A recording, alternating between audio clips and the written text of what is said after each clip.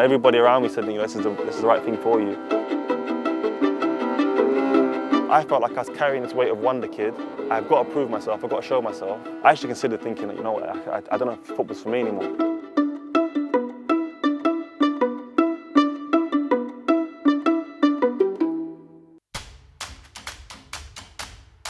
Just a normal South London boy with just a passion to play football. But I was just a happy kid with just a ball under his arm. And then from the age of 5, I came to my first game, got my first season ticket up in the upper weight stand. And it was just, we had the same seat every season up until when I was 15. I had every kit, home and away, with my name. It was actually John on the back, it wasn't even Bostock, because it was John and my age. So every age I was, I used to get my age on the back. Even the keeper kits with the I had gloves and all sorts. So grew up with Palace crazy. I think my debut for Palace was in the academy. I was 6 or 7 and I scored a volley against Millwall. So that was a good way to start. But then growing up, some really good coaches. I started training with the first team under Peter Taylor. I was 14 the first time I trained with the first team. It was crazy, but it felt natural. I think around the same age, so 14, 15, that was when Barcelona made their interest. They actually offered me a contract for several years. Obviously, because growing up in England, you just think about football in England. You appreciate there are clubs abroad, but you don't think that's ever be an option. So when that came, it was like, wow, it's something that you really want to consider. But my family kind of thought it would be best for me to stay in London. My dad called me, he said, I got home from school actually. He said, John, had a phone call from Palace. Neil Warnock wants you involved in the game tonight. I was like, tonight? Wow, okay, what do I do? So I tried to have a nap. I don't know why, I tried to have a little siesta, I tried to have a little rest.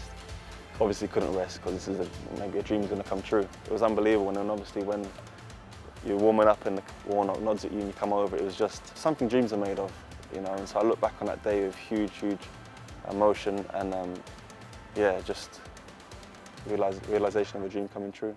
So at what point did they try and start negotiating with you to try and tie you down to a professional deal? I was coming to the end of so it would have been my last year in school, so I'd have been due to sign scholar terms. And so there was always talks going on with the club. And I wanted to stay. I wanted to stay at the club. The story goes that Simon wined and dined you and your dad, and it looked like you were going to sign for Palace, and at the last minute you changed your mind and went to Spurs. What really happened? So Palace always made it clear that they wanted to, keep me at the club, for me to go on to be a first team regular, make my place in centre midfield in this club. That was my plan also. At the end, when the finances were spoke about and the contract was actually given, the plan and stuff, it was like, okay, well, you're not really backing up what you said in the first place. So, my agent at the time and people who were making decisions, because I was just a kid, 15-year-old, all I want to do is play football. You don't really have that much say. You don't really have that much say. And so you kind of trust the people who make decisions for you in faith that it's the best decision. And so that's how it kind of came about, really. So I guess it kind of may look like there was a change of mind, but maybe there was just a disappointment of the offer and then a persuasion of other interests.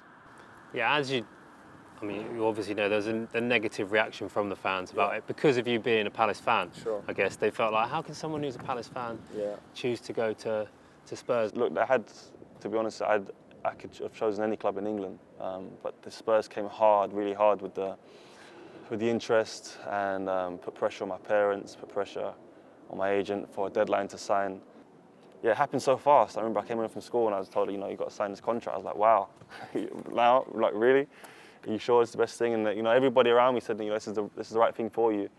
Okay, I was big for my age, I'm probably quite mature for my age, but you don't know really what's best. All I knew was Palace. You're not even worried about money at that age. No, at 15, no one. No, you're not worried about money. You're not worried about money. I'm just worried about trying to play first team football and trying to represent my country under 17, under 18 level. That's all you worry about. But obviously, other people worry. Other people think. Everybody's got an opinion. You learn from those situations and to really fight for what you want. Yeah. Do you wish that you'd fought more for what you wanted then? Yeah, 100%. 100%. Was leaving Palace the best decision for my football career? I do not believe that it was. I appreciate what I've gone through, but if I could have made another decision for myself, I would have 100%. Let's talk about Simon Jordan just for a little bit. Yeah. Did it hurt, the things that he said in the press after all this happened?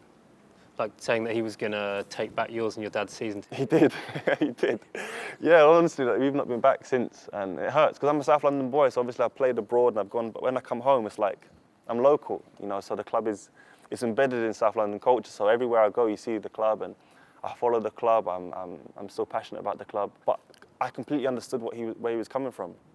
As I remember I left Palace and even reading some of the forums from fans and stuff, you know, I received... You went on, you read the Yeah, forums? because you're a kid and obviously there was no Instagram, there was no Facebook at the time. I think it was only MySpace, but forums. And so you're curious, you want to know what people say about you.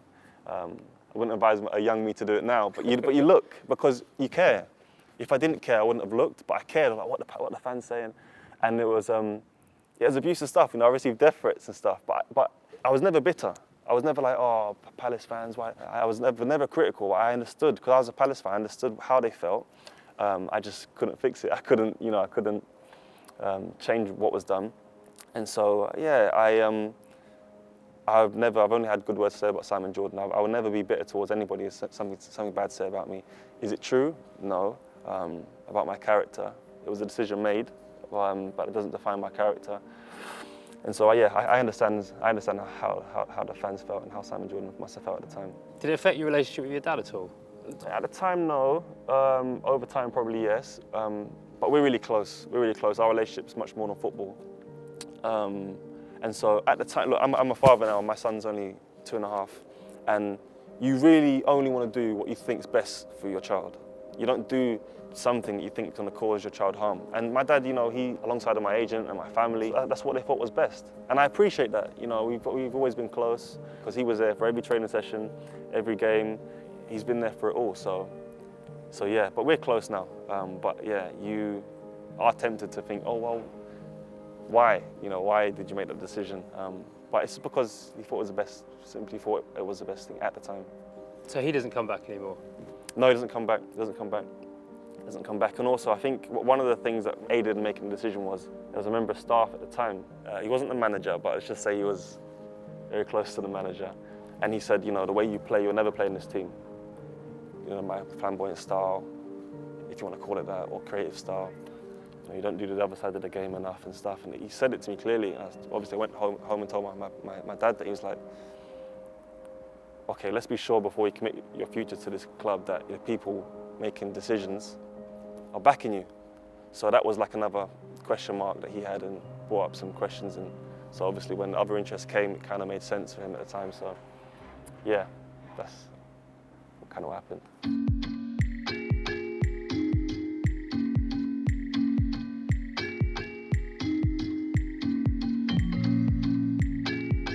I went there, I was training with the first team. I went on pre-season tour, played well. Then I came back and played some games for the reserves, and I think I scored like 8 in 8.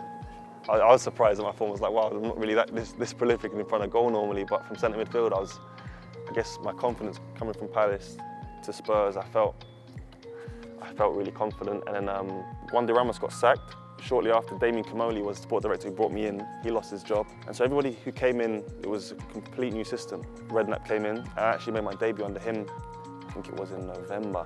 UEFA Cup, yeah, Dynamo Zagreb. And yeah, it all seemed to be going to plan. After that, the club decided that it would be my best interest to go back and play with under-18s for a bit. And that hit me for 6, honestly, because I was playing under-18 since I was 14 at Palace. I felt like I proved myself at that level. And to go back at 16, 17, it was a huge mental challenge. And I found it very difficult because people were expecting you to be the finished article. Okay, well, he's played in the first team, come back to the under-18s. Like, he must be the wonder kid. And I felt like I had to prove myself in every game in the under-18s and really be the perfect player. Everyone always presumes when you have a young player that does well and then doesn't do well and goes in the under-18s, that it's always attitude problem. Yeah. But I mean, you're a nice guy. Yeah. This has been the issue. I think people think, well, if it didn't work, then there has to have been an attitude problem. Yeah. If I'm completely honest with you, it was just confidence. You could ask any manager I've played for, any friend or family member that I'm around. No, I would never be big-headed or anything, but my character's never been in question. Maybe I've probably been too much the other way, you know, focused too much, been too professional in terms of okay, I've got to eat well, I've got to sleep well. Why am I not playing well? I've got to, okay, let me study all my clips, and when you think too much, it becomes so much, you put more pressure on yourself. But I felt like I was carrying this weight of wonder kid, I've got to prove myself, I've got to show myself why they've invested this money, why there's this whole kerfuffle around my name. So when you start thinking like that, you start carrying unnecessary pressure. And so you start to feel yourself kind of go in, downward spiral, and your confidence starts to go down. You start to question, well, am I really a good player? Why can't I perform? Why am I not shining? Why am I not proving to everyone I'm this kid? Then you start questioning yourself, why am I really a good player? Okay, well, did Spurs make a mistake in signing me? Okay, well, I should have said Palace. Still a good view. Wow. Flipping heck, I don't think I'll get this emotional. Here, these two seats here. Maybe 128, 129, just here, right in the middle.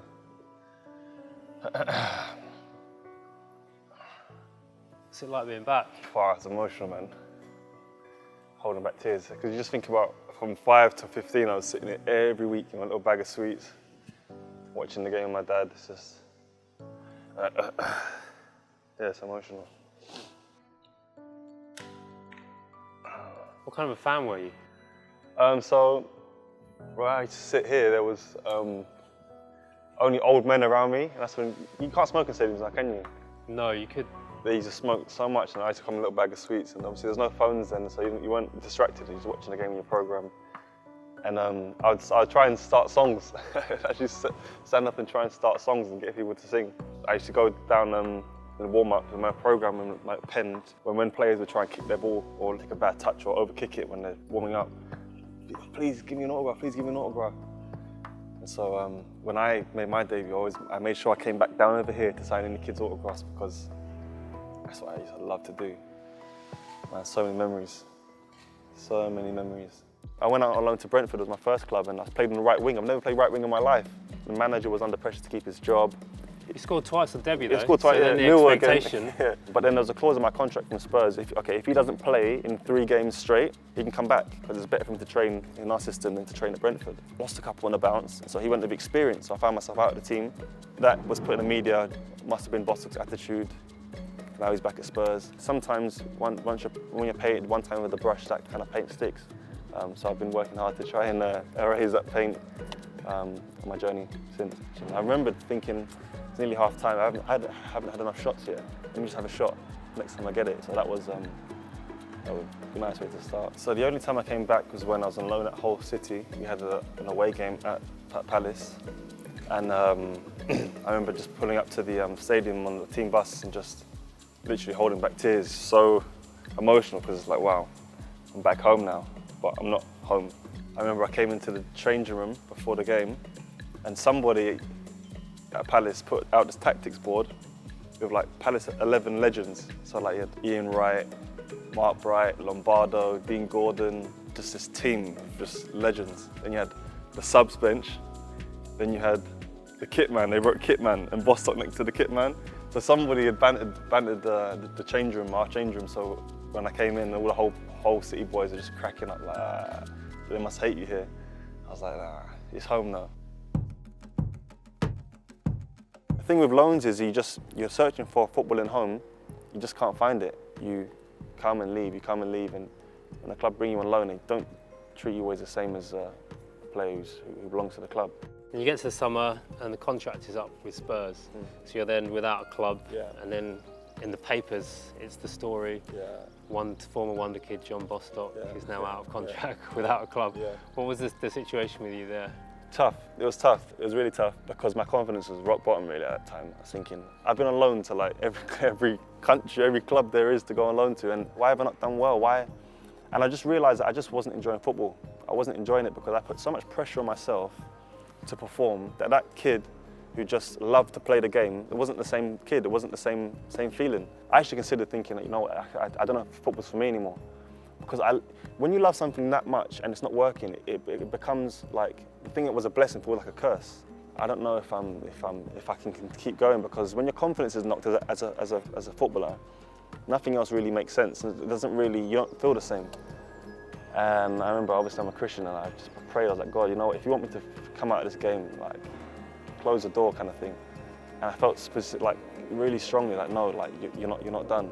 You know, you're in this for a specific reason. Wow! I used to put my legs up here, and they just finished here. You see now it's like flipping, like, it's as comfy as well, just here, just enjoying the game. Now look, I actually realised, okay, look, I needed a new start. Drop that wonder kid title, drop that pressure and just play and enjoy the game for what it is. No strings attached. And that's how my move to Antwerp came about. Realised I needed to start again. I needed to find somewhere just to stay and play and just learn the game without any pressure or expectation of Wonder Boy. Hasselbank just said, look, come and play and just enjoy yourself. And I just needed to hear that. So I went to, and it was a big drop, you know, going from Spurs to the second division in Belgium. It was like, it didn't make sense to anyone, but to me it did, because I just was going to be a kid again. Literally started again. First time I even went blonde. I was like, you know what, I need to just completely reinvent myself. My agent was like, what have you done? It's like, nah, new start. So completely just packed bags. Me and my wife on a journey together, and she's been behind me from day one. So he handed me a number 8 shirt, finally got to play in centre midfield. I think I scored 1 goal, but I've got like 22 assists. Like a breath of fresh air playing for Antwerp the first year. OHL came in, they had ambition to go straight back up, so I played there. And we just got on like a house on fire, really. We got promoted. I ended up winning the Player of the Season award for the league.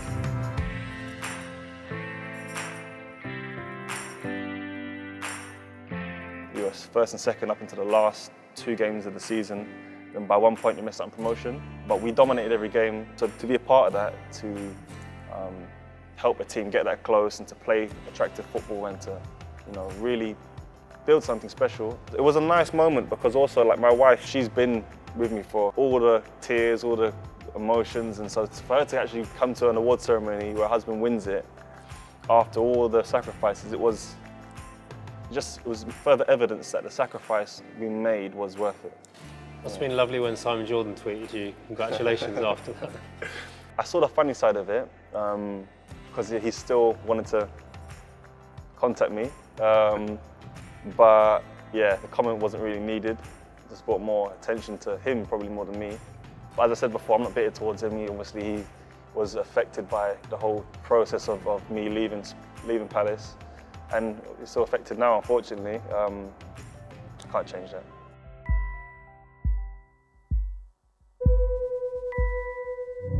What's your biggest regret so far in your career? Now, I want to give you a political answer, and, you know, in the press and the media, they give you a nice answer. But honestly, the biggest regret, footballing-wise, was leaving Palace. I can say it 100%. I'm not bitter towards anybody in helping that decision come to pass. But if I could go back and make another decision, I would have stayed at Palace, 100%. To be at the club where you grew up, in your area, with that red and blue shirt on is something that only, I think now I've left and experienced elsewhere, I appreciate more than I think most other people could ever appreciate, because it's home.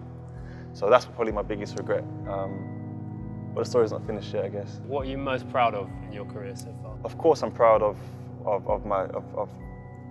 being the youngest player to play at Palace. But I'm most proud of probably where I am now. Not that I would have chosen this in the beginning, but not giving up, being persistent, fighting against all odds to stay in the game, despite different mindsets and different battles I've had to face along the way. Being at where I am now, in a strong position, with all to play for, is probably what I'm most proud of. So, who's to know what's next on my journey? But I'm very proud of, I guess, of never giving up and showing people that, okay, just because it didn't work this way, doesn't mean it can't work this way. So that's what I'd say.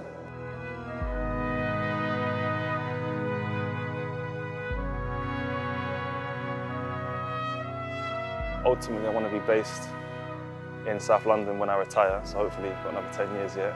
But I'd love to take my children. My son's 2.5 now, so he'll be a little bit older. But I'd love to get the same seats. I'd love to be in the same place and to repeat the history of my family, so they can come and watch. And it's an unbelievable club to support, especially in my time. The ups and downs were crazy. You didn't know if we were going to win, lose, or draw, and it's just, as a fan, an emotional roller coaster. So I would love the same for my son or future children to experience the same thing I do growing up, for sure.